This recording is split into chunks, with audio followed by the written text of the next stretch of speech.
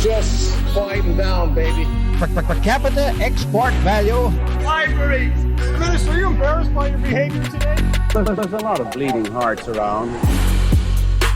Do you have the fortitude or the gonads to stand up and come across here and say that to me, you son of a bitch? Just watch me. He certainly went too far, Mr. Speaker, when I saw him stick his tongue out. Contemptuous disregard. More than a slab of bacon talking here.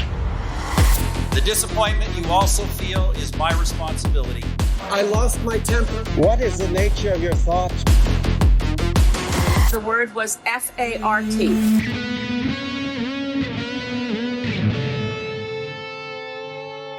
Welcome to another sensual episode of Canadian Politics is Boring. My name is Jesse, and with me is the ever-hairy Reese Waters. Reese, wave to the camera.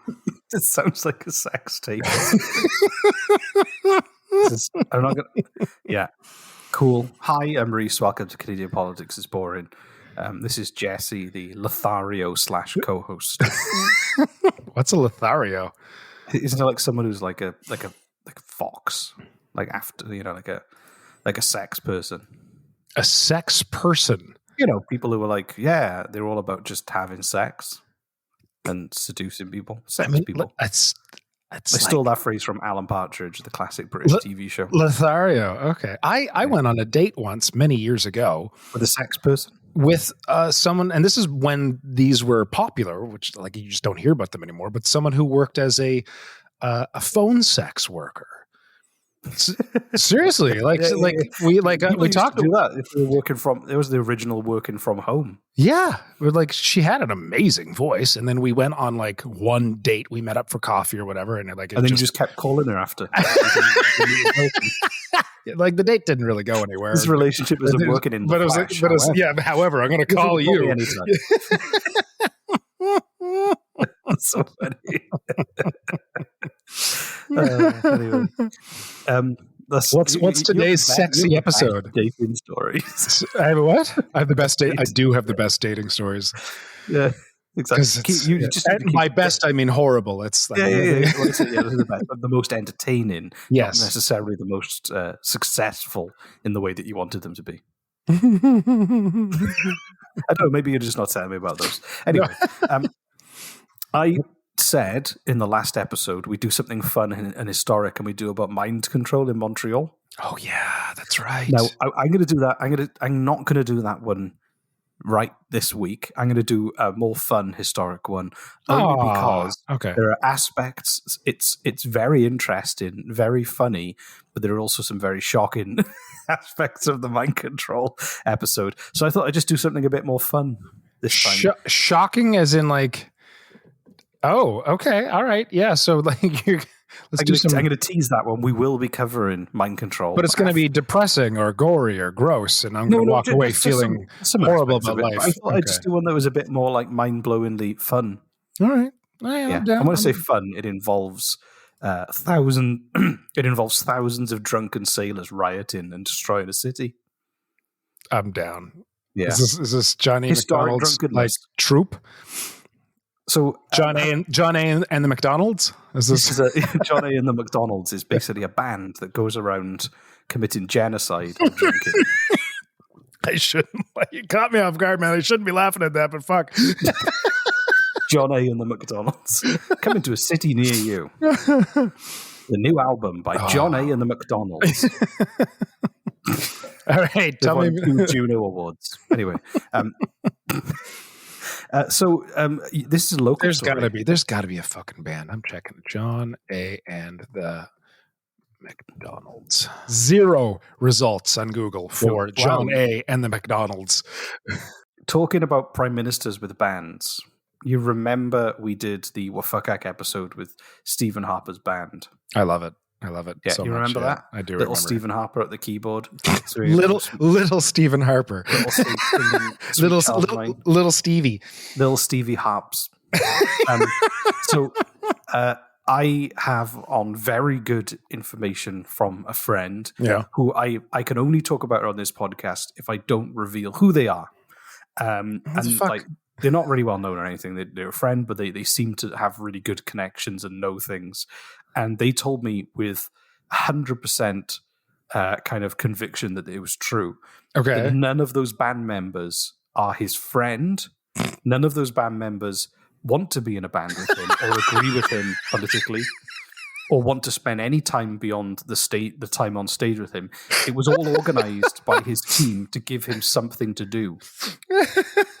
What? I know. So little Stevie Harps has no friends. So I mean, that's not... it's like having your mother organize a play date. So I hope it's true. I don't have like a piece of paper with like signed proof, but I hope that is true. I like to think it is. I want to. So when you're seeing like the video of the other band members with smiles on their faces, it's either because they're eyeing the open bar or they've just taken a bunch of Xanax for the evening. Oh, they're like, finally, this is gonna. It's kicking in. Yeah. Exactly. And I like to think that he didn't speak to them at all. He just kind of walked on the stage, sat down. Just never acknowledged they exist. Yeah, You're just an extension of my music. Now play. Beforehand, like they're all told Stephen Harper would like to see you in the green room before the show, and they're like, "Oh, okay." And they walk in and they sit down, and Stephen's sitting there in like a robe, and they all sit down like, "Yes, what would you like? What would you like to talk to us about?" And he doesn't say a word. He just stares at them. And then he has like one of his minions like slowly dim the lights and lock the door. And it's a good like 3 hours before the show. And like he's got like a fog machine going on inside, and he just slowly unbuttons his robe as like weird harp music plays in the background while staring people down for minutes at a time. You work into the point where he flashes them his old fella. His old fella.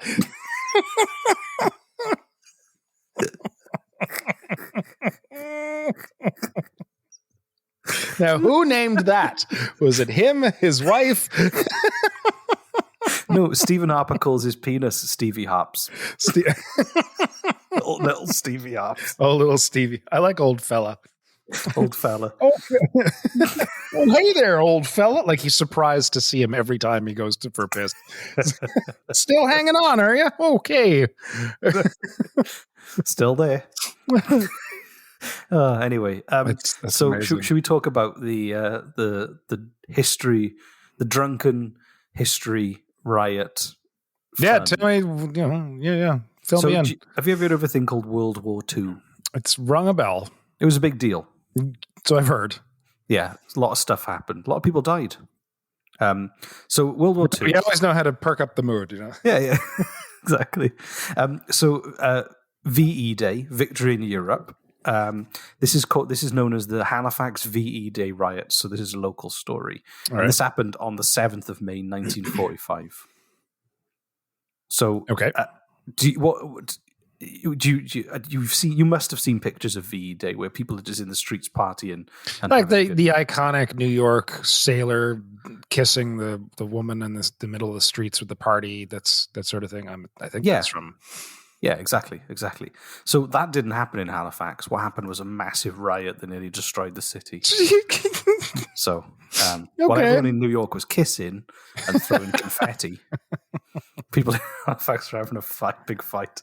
So Halifax, we're pretty angry people, so you know. Yeah. So Halifax had gone like during the war from being like a small kind of fishing town to being one of the most important ports in the world, and certainly to the war effort for the Allies. You know, the harbour was where they launched all the convoys across the Atlantic to supply the war effort. So it'd become a really important place, and the population had doubled in size, but without any real investment in infrastructure because all the fuck them were going to the war. Yeah, who gives a shit? Yeah, that's exactly the Canadian way. Nowhere to live? That's your problem. Welcome to Canada. We need more people. Do we need more houses for those people? No. They'll work it out. Don't get me started on that. Oh my God. Jesus.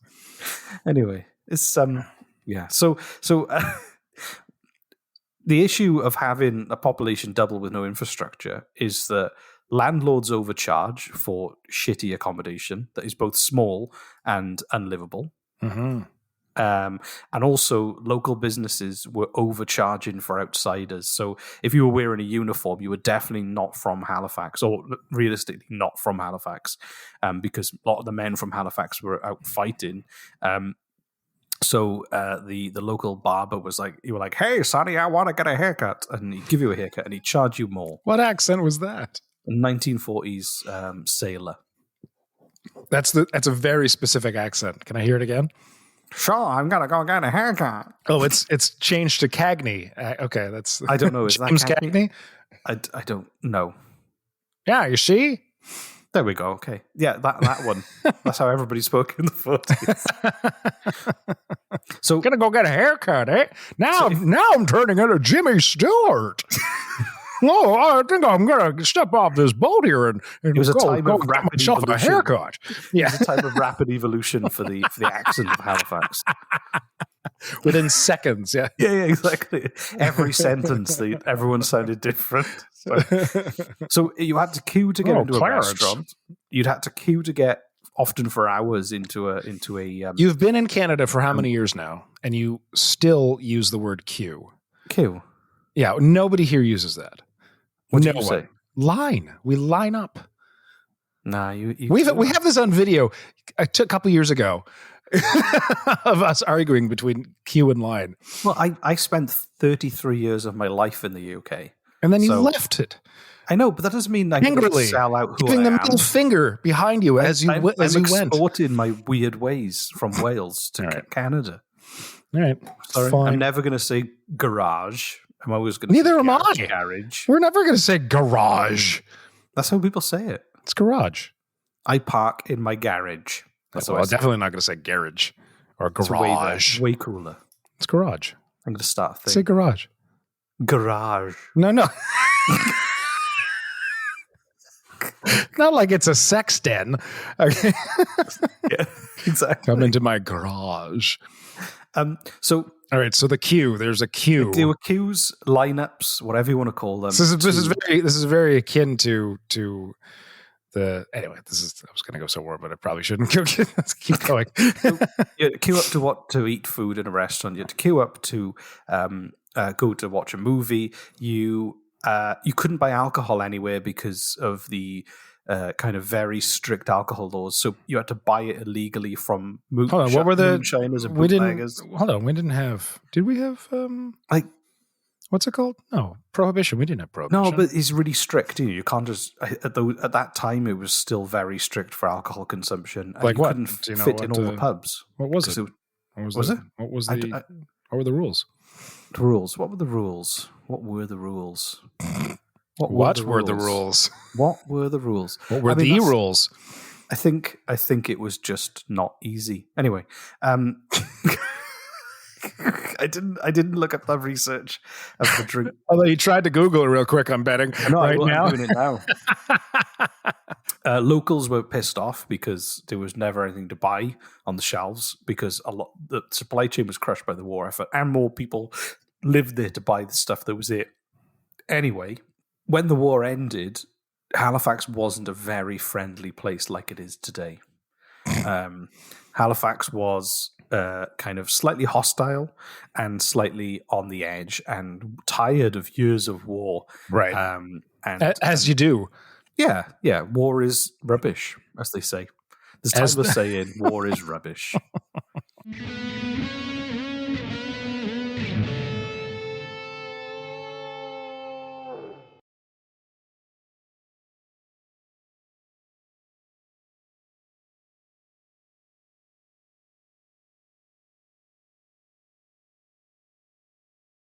This is Caitlin, calling in from Smithfield, Nova Scotia.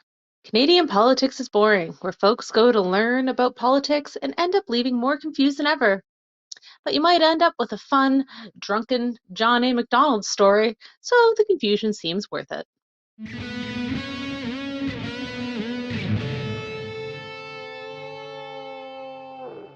everyone celebrated on May the 7th, 1945, because war was over. Victory had been declared and Germany had surrendered.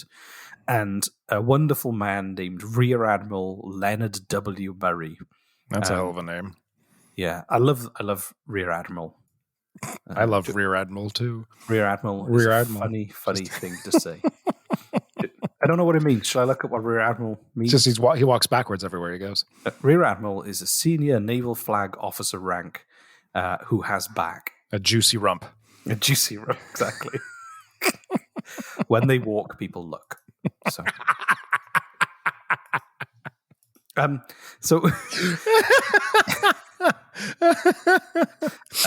so Rear Admiral Leonard W. Juicy Murray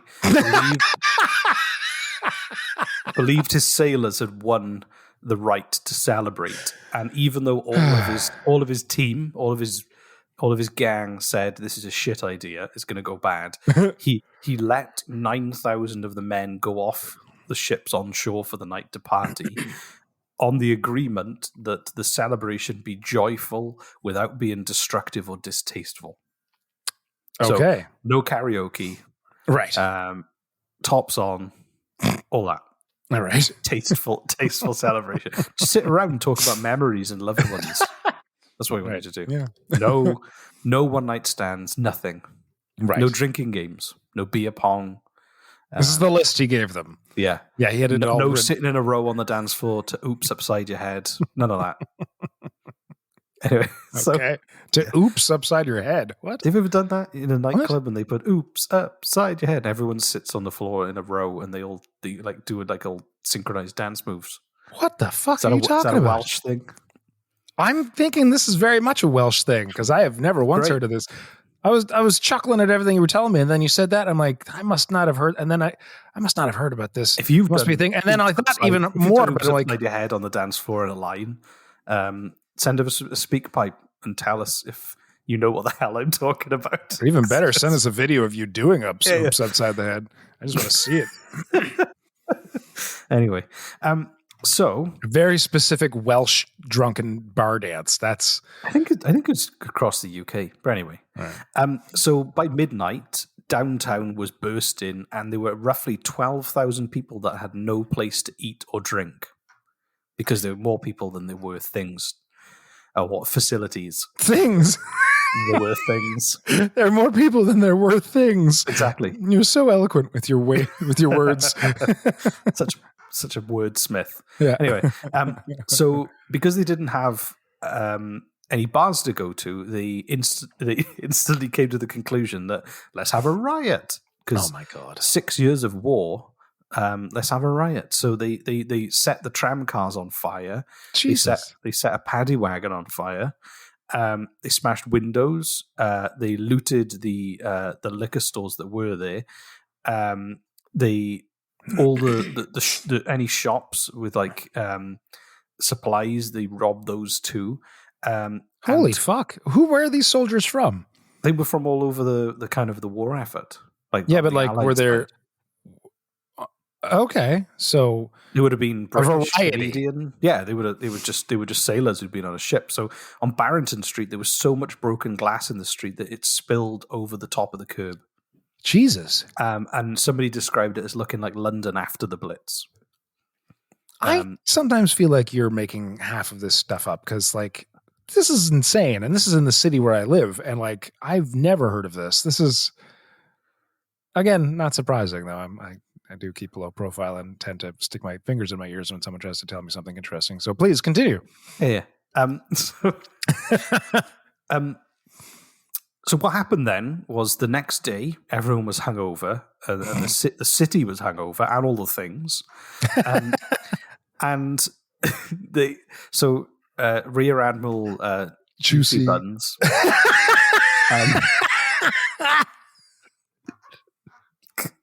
Rear Admiral Juicy Buns. Yeah, what did he have Rear to say? Admiral Juicy Buns.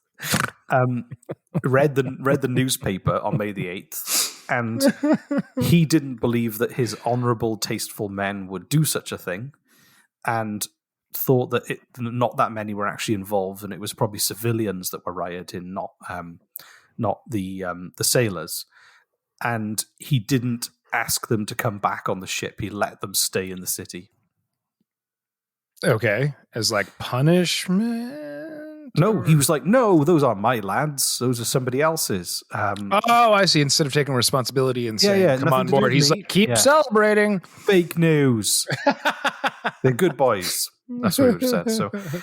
So he basically just, okay. Yeah. He did what I do and stuck his fingers in his ears and la, la, la, la. Yeah, okay. Exactly. I do that at least once a day. And so they had another day of mayhem. Because it was exactly the same problem as the day this time everyone was hungover. It was a hungover riot. Yeah, but hair of the dog. If you've got a hangover and you've got another day of partying, you drink and you further dehydrate yourself to the point of not caring about how much it hurts. Is that okay? So just a quick aside, hair of the dog.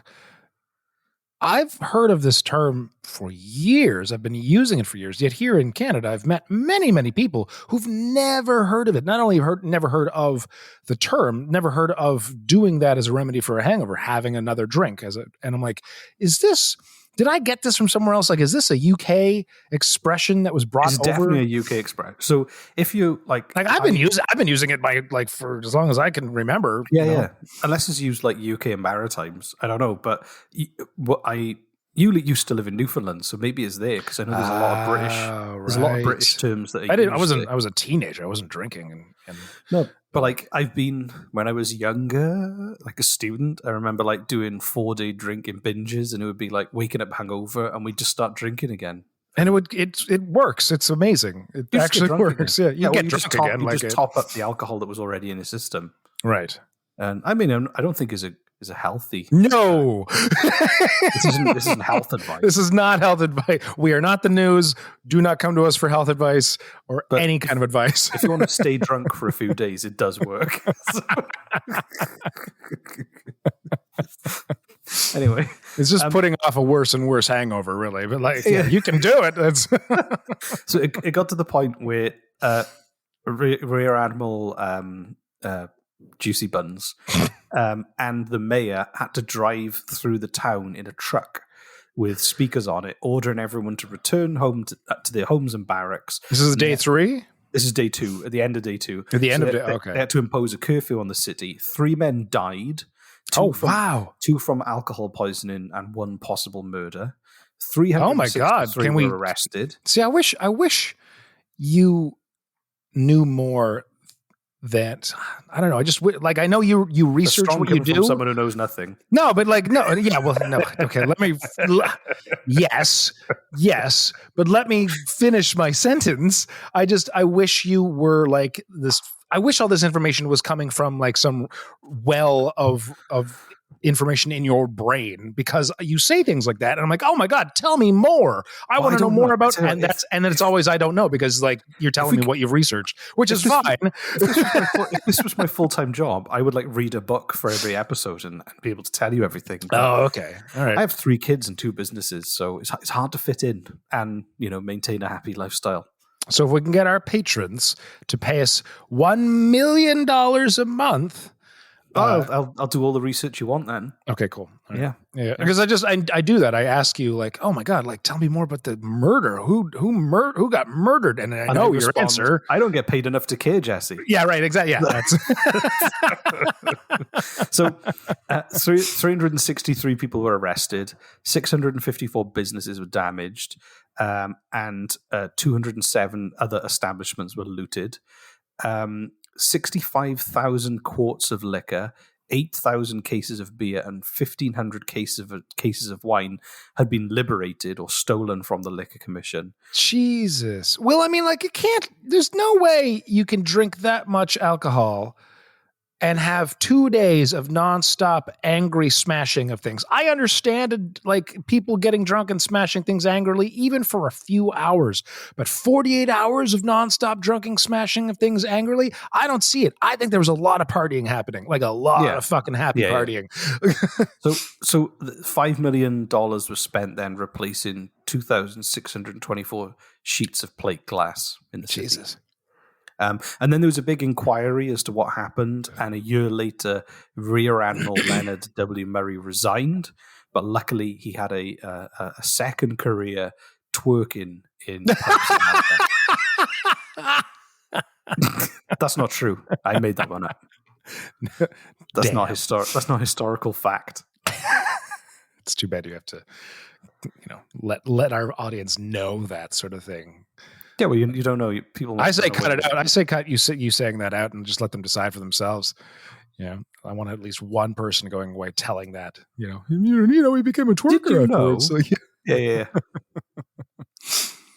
But what would you have done if you were on that ship and you just finished the war, you were exhausted and tired, and you missed your family, and you really wanted to have a drink and let off some steam, and your buddies were being released into the city, and of course you were going to go with them? What would you do? What would I do? Yeah, what would you do? I don't know, but you wouldn't go? No, of course I would. I'd go. Yeah. About what I got there, I don't know what I'd do. I mean, yeah, I can't see you being a very big rioter. No, I probably wouldn't riot. But I would. I definitely want to celebrate. I definitely want to get intoxicated somehow. You'd be passed out by 6:30 p.m. Yeah, exactly. I imagine I'd want to try and find somewhere I can do oops upside your head on a dance floor. Because no night out is complete without that. Your friends would put you in a corner. They'd exactly, take off one of your socks and lay it over your eyes so that you could sleep, and then they'd go out and smash windows. But the other thing that happened from this as well was there were some official celebrations that were supposed to happen that were disrupted by the riot. So at the top of Citadel Hill, there was supposed to be a fireworks display, and then they were going to have 8 bands converge at the base of the hill from various directions, each playing different songs. And when it got together, out of time, just a cacophony of horrifying noises. Battle of the bands while fireworks are going off. Yeah, and this was disrupted. I can see why people were rioting now. Exactly. So, and this was disrupted, and the newspaper says. It was to the disappointment of thousands of mothers and children, because everyone was rioting, including the mothers and children. Yeah, including them, especially the mothers and children. Right. They're disappointed because they couldn't riot longer. Yeah, exactly. I just want more riots. Mothers and children like smashing shit up together. It's great. Anyway, so that was the Halifax riot. Did you enjoy it? Would you watch that as a stage show? Mothers and children smashing shit together. Just you go to a bar or like a trade conference show, whatever. Like, all right, now our intermission halftime show is mothers and children smashing shit together, and you're like, what? Oh, this might be interesting. And you get a glass of stout, and you lean by the bar, and up comes like a haggard looking mother with her 5 ragged children with some vases and some plates and dishes, and they come up and they just set a timer. And as soon as the timer starts going, they just start smashing shit with like their feet and like baseball bats, and they're screaming, and then the timer's off, and then they very quietly sweep up the remains and they just shuffle off the stage, and that's it. That's the show. Yeah. You like that? I do. I would pay top dollar for that. I'd buy that for $1, as they say in RoboCop. There's one guy on one weird commercial set in RoboCop. Yeah. That's the only thing I remember from it. Nothing else. That's the only thing worth remembering. Yeah. Anyway, so yeah, I'm gonna go work on my rear admiral. Is that going to be your twerk? Is it the name of your twerk? Is the rear admiral? All right. Yeah. That could be a drink. Oh my God! Can someone? Oh my God! That sounds like a drink, though. Sorry for interrupt. It just sounds like it would be a perfect cocktail. Can one of our listeners, if anyone here is a bartender, can they make us a? What was the guy's actual name? A rear admiral. I can't remember now. Where did I put it? I was going to say actually, his autobiography is called "My Life's Twerk." That's good. That's good. There we go. Someone make us you're all week. Someone make a drink called the Rear Admiral. The Rear Admiral, and send us an ingredient. I actually before Leonard W. Murray. I was learning how to make cocktails at a friend's party, just because it looked like a fun thing to do, and I'm looking for new drinks to make to get my friends drunk with. And so if someone wants to make a drink called the Rear Admiral and send it to me, that'd be awesome. It's a mixture of just Baileys. Not you. You're not allowed to. Ew. Oh God. Just curdled Baileys. Yeah. That's Yeah, and then stick it in the microwave for 5 minutes. There you go. Yeah, that's whiskey, hot chocolate, and gravy. I'm no drinks expert. I don't know how those flavors would infuse, but anyway. GERD. Yeah. What's the call to action, Jesse? I think I just gave it. So send us your Rear Admiral ingredients and methodology of how you would mix it, and we'll make them and try them. Yep, there you go. There's your call to action for the end of the day. Thanks, Reese, for this very entertaining episode. You're welcome, Jesse. We'll see you soon. Bye. Jesus. Bye.